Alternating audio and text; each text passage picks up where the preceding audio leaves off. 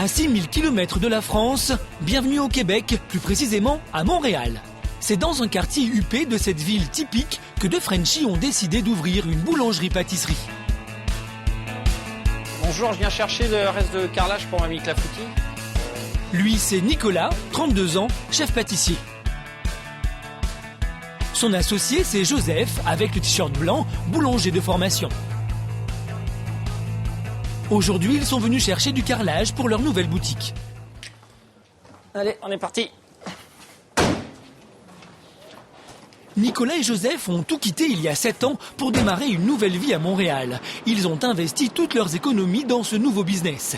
Et c'est dans une rue branchée de Montréal qu'ils ont décidé de se lancer. Visite des lieux avec le futur chef boulanger. Donc voilà, la place. Waouh. Donc, je vais t'expliquer là. Donc là, tu vas voir tout le magasin. En fait, tout ce qui est en béton, c'est la partie client et la production de la boulangerie. Mais c'est un chantier là. Oui, là c'est encore un gros chantier, donc. Vous avez imaginé ? Ouais, faut imaginer, mais bon, ça prend forme et puis moi il reste boucher les trous, c'est surtout ça, puis toute la faïence à faire.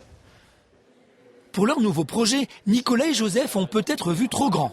Mais même si la tâche paraît insurmontable, impossible pour eux de faire machine arrière. C'est bien. L'ouverture, c'est pour quand ? Dans un mois. Comment vous allez faire ? Ah bah ça va être prêt. Si Nicolas garde le sourire, c'est que les galères des travaux, il connaît. Il y a 2 ans, il a déjà ouvert avec Joseph une première boulangerie. Mais cette boutique est très récente et commence tout juste à être rentable. Ils ont pourtant pris le pari fou d'investir à nouveau 200 000 € dans la création d'une seconde enseigne. C'est un pari très risqué que Nicolas a pris avec Joseph, son associé. Bonjour, bonjour. S'ils échouent, toute leur vie peut basculer. Ce défi, Nicolas l'appréhende car au départ, il était frileux à l'idée de monter une entreprise. Je m'étais toujours dit que j'allais pas ouvrir mon commerce vu comment mon père en avait souffert avec son restaurant en France. Donc je m'étais dit non, je n'ouvrirai pas de commerce. Et puis en fait, c'est Joseph qui est venu me voir. Puis il m'a dit est-ce que tu pourras nous donner des idées sur la pâtisserie ? Et puis j'en avais beaucoup d'idées. Puis voilà, on a commencé à monter le projet. Et alors, 2 ans après, le bilan ? Eh ben, on a bien fait. Enfin, j'ai bien fait, je trouve. Non, je regrette pas du tout. Et puis, c'est ça, on se remet dedans justement en plus pour une deuxième. Donc, ça prouve bien qu'on n'est pas dégoûté.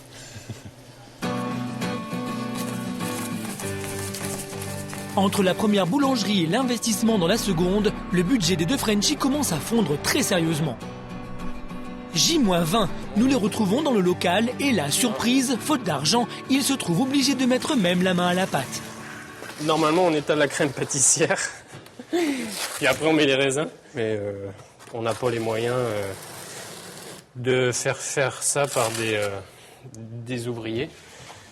Donc, on s'y colle. Malgré la galère des travaux, monter sa boîte au Québec reste quand même plus simple qu'en France. En boulangerie, avec le système français qu'on connaît, généralement les patrons sont ou boulangers ou pâtissiers, puis ils sont toujours ou au pétrin ou en train de... Enfin, ils travaillent tous les jours, ils se lèvent à 3h du matin. Nous, on a réussi à déléguer. Et puis, voilà, donc on n'a rien à faire. Donc, comme c'est la première marche, on en monte une deuxième. Moi, j'aime ça, là, monter des boîtes. Si je pouvais, j'irais en monter plus. Peut-être Toronto ou quoi. On a bien avancé là. On a fait un bon petit... Il en reste encore pas mal, mais des fois on voudrait que ça aille un peu plus vite. Nicolas et Joseph n'ont pas suffisamment de budget pour finir les travaux dans des conditions idéales. Pour réussir, ils ont donc recours au système D. Salut les copains, ça va ? Clovis, un des employés de Mamie Clafoutis, est en plein déménagement. Joseph vient lui donner un coup de main. Vous avez pas déjà rentré le frigo ? Non, on t'attendait pour ça. Ah, c'est cool. Fallait pas. Ça va ? Il en profitera pour récupérer quelques meubles que Clovis ne veut plus garder. Pour équiper la future boulangerie, il n'y a pas de petites économies. Il faut qu'il rentre entre les deux. Il y a une gazinière qu'on récupère, il y a un frigo qu'on récupère, puis il y a des meubles de rangement pour mettre à la boulangerie. Parce que on essaye d'éviter les dépenses inutiles, donc on fait du recyclage. 1, 2, 3. Là, c'est que des amis qui font ça vraiment bénévolement, qui sont là. C'est la famille, c'est pour... on s'aide. Donc, il faut vraiment être bien entouré. Sinon, ça marche pas. Tout seul, on n'arrive à rien. Amis, famille, le soutien de l'entourage est effectivement une clé essentielle de la réussite. Pendant que Joseph part installer le matériel dans la nouvelle boutique, Nicolas, lui, est parti chercher ses enfants à la crèche, 2 jumeaux de 2 ans et demi, Kerian et Lizik.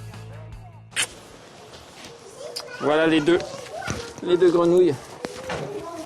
Marié et père de famille, Nicolas sait lui aussi ce que le mot soutien veut dire. Vous voulez aller à la piscine? Oui. À l'ouverture du magasin, c'est sûr que ma femme a pris beaucoup sur elle, parce que c'est elle qui s'en occupait quand même pas mal. Donc moi j'arrivais quand même à me libérer le matin pour les emmener à l'école et puis pouvoir aller les chercher aussi. On regarde s'il y a une voiture. Il n'y en a pas. Allez, on y va. Hop, hop. Oui, on va aller jouer au jet d'eau, d'accord?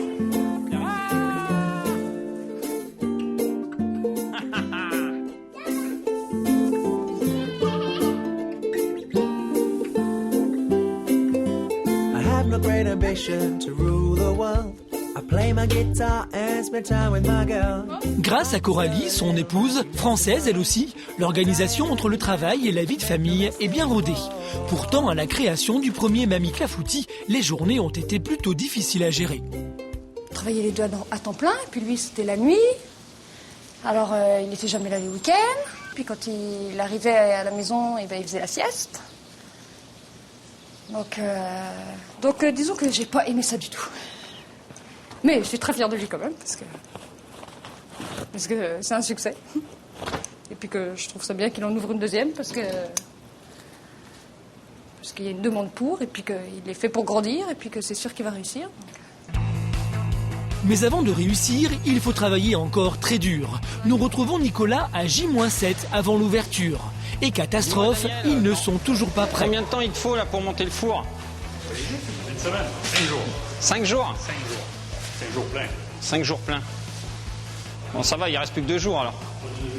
Il reste encore beaucoup de travail avant l'ouverture de la deuxième boutique. Tenir le délai est essentiel car le temps, c'est de l'argent. Donc l'investissement ici, il est quand même de quasi le double par rapport à la première. On espère rentrer dans l'investissement au bout de 3-4 ans, d'avoir tout remboursé. Du coup, tous les amis et futurs employés sont sollicités pour participer aux travaux. Même Coralie, la femme de Nicolas, a pris le rouleau de peinture pour aider. Si tout le monde s'investit à fond et donne un grand coup d'accélérateur, le magasin pourra-t-il vraiment ouvrir dans une semaine ? Retour à Montréal, au pays du sirop d'érable et des écureuils.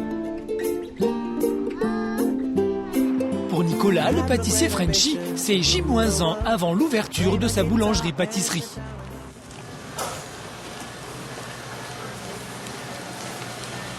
Allez, rigole, hein. Malgré un mois de retard et un budget largement dépassé, le deuxième Mamie Clafoutis est prêt. Enfin, presque. C'est pas les bons. Ils ont envoyé les mauvais. Tout est prêt, oui, demain tout sera prêt. Pas encore aujourd'hui, là, il reste quelques petits détails, mais demain matin, oui, tout sera opérationnel. Nous, l'important, c'était qu'on puisse ouvrir les portes et puis commencer à faire rentrer de l'argent, là, parce que ça commençait à être dur. Je pensais que ça aurait été plus facile que la première, et puis en fin de compte, non.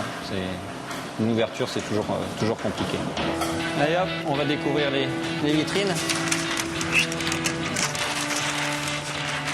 On retire, regarde, là, je vais te faire plaisir, Clovis. Clovis, regarde, je vais te faire plaisir.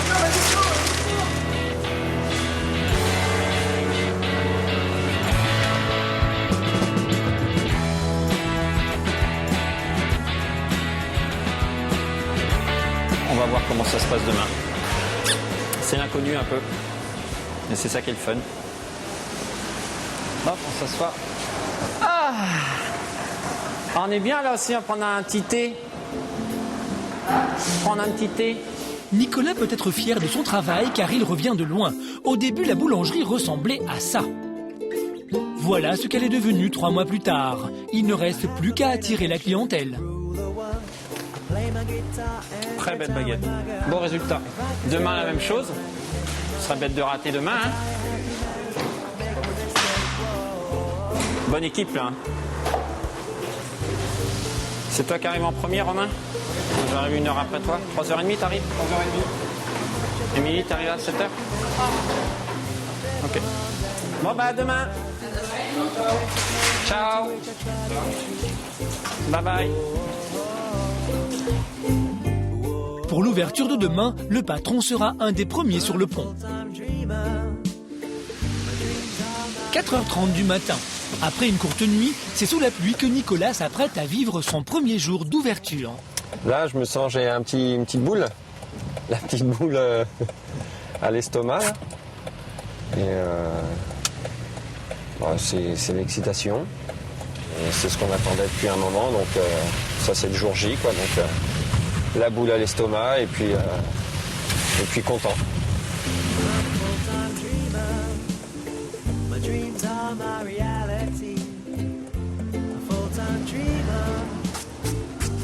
Nicolas est visiblement très fier d'entrer dans sa nouvelle boutique. Voilà, il y a du bon pain. Allez, go. Pour l'occasion, il enfile son tablier de pâtissier et met la main à la pâte. Aujourd'hui, tout doit être parfait. Là, vu qu'on reprend, je vais reprendre du service pour un petit moment. Et puis, bon, c'est pas déplaisant. Ça me fait drôle, là.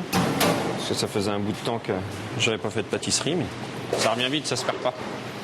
Même s'il est redevenu pâtissier d'un jour, il n'en oublie pas pour autant ses réflexes de patron. Il détecte tous les défauts et ne laisse rien passer. Elles sont fines, hein? Tu les aimes pas? Hein? Tu les aimes pas? Non. Elles sont fines. Tu les veux plus grosses? Ouais, comme ça. Ah ben là, c'est le façonnage aussi, Nico. Ah, ça c'est... Ouais, non mais c'est ça là. Ça c'est mieux, ça. Ouais. Qui c'est qui a placé ça comme ça? Ils n'ont pas le côté artistique. Mais il faut le placer n'importe comment. Il faut faire l'impression qu'il tombe.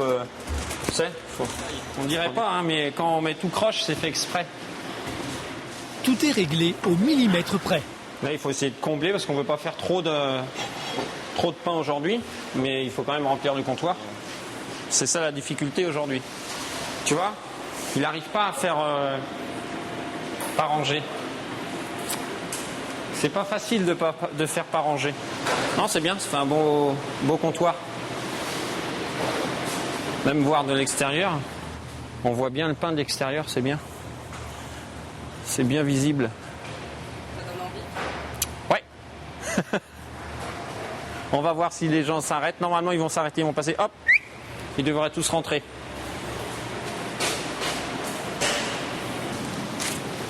Oh, bah, je pense que les premiers clients vont arriver vers 7h, à mon avis. 7 heures, cela fait 3 mois que l'équipe attend ce moment. Tout a été installé et vérifié la veille. Voilà enfin l'arrivée du premier client. Premier croissant acheté et premier couac. La caisse n'a pas l'air de fonctionner. Comment tu fais d'habitude?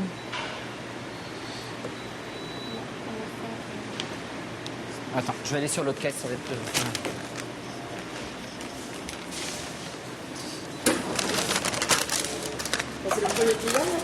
C'est le premier client? Oui. Première journée d'ouverture. Merci beaucoup. La règle d'or, garder le sourire en toutes circonstances. Bonne ouverture. Merci. Merci, merci. Les clients s'enchaînent et ont l'air visiblement séduits par la French Touch des produits.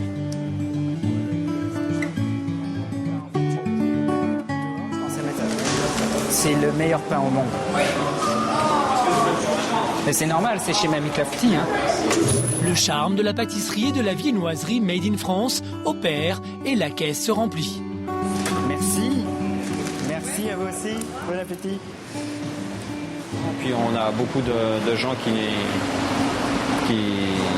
nous remercient, tout ça. Donc on est vraiment on est super contents. Donc c'est vrai qu'on est assez fiers. Mais Nicolas ne se repose pas sur ses lauriers. Pour être sûr de rester au top, il n'hésite pas à regarder ce qui se fait dans la boulangerie concurrente à quelques rues de Mamie Clafoutis. Je vais te prendre un croissant, s'il te plaît. On veut tout acheter. Ouais, je me demande quoi acheter justement. Vous savez, ce qui est très bon ici, c'est leur pain aux olives. Délicieux. Ah oui? Très très bon, oui. Nicolas n'a pas l'air convaincu, mais piqué au vif, il en commandera quand même une pour vérifier la qualité du produit. Je vais prendre une fougasse aux olives aussi, s'il te plaît.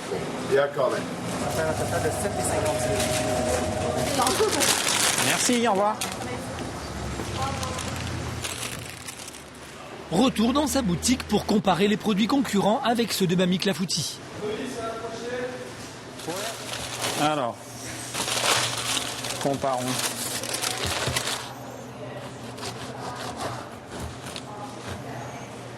Voilà, on voit les différents. Donc vraiment là, les olives qu'on peut voir en boîte, en canne, sont déjà découpées et puis broyées, comparé aux nôtres où c'est vraiment des olives entières et de qualité nettement supérieure. Donc moi non, je suis vraiment content quand je vois ça. Je me dis qu'on fait vraiment du bon travail. On est vraiment supérieur en point de vue qualité-prix, parce que le prix ils les vendent plus cher que nous, donc on prend moins de marge, on a moins de profit. Je m'aligne au prix des concurrents, mais la qualité est meilleure. Et puis après, c'est sûr que le client qu'on achète une fois, c'est sûr qu'il va revenir acheter chez nous. Donc il faut juste les faire venir maintenant. La clientèle a-t-elle été au rendez-vous comme l'espérait Nicolas? Hop, j'en ai fini. Une semaine plus tard, c'est l'heure pour lui de faire les premiers bilans. C'est bien, viennoiserie, dis donc. Ah, je vais en prendre pour demain matin, moi. Je te laisse la clé, Sandra.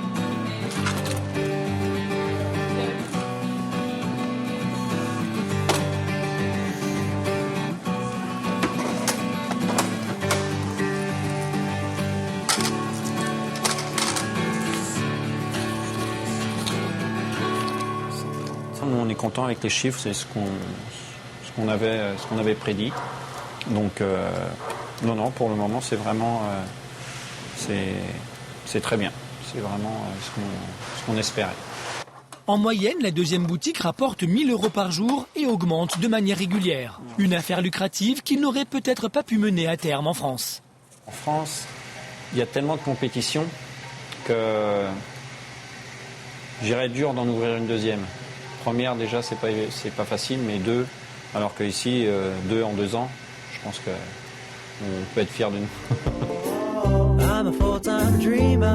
À ce rythme-là, Nicolas et Joseph rembourseront leur investissement de départ en 3 ans, comme ils l'avaient prévu.